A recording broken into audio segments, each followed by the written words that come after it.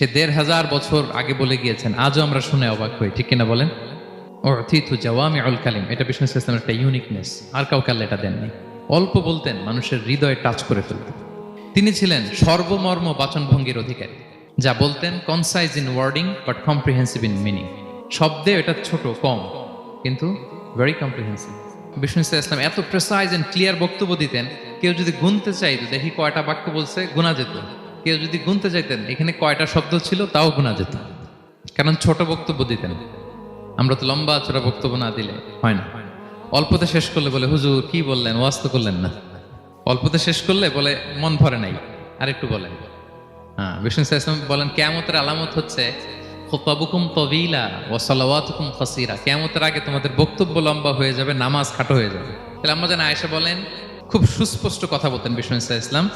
আশেপাশে যারা শুনতো সহজেই মুখস্থ করে ফেলতে পারতো।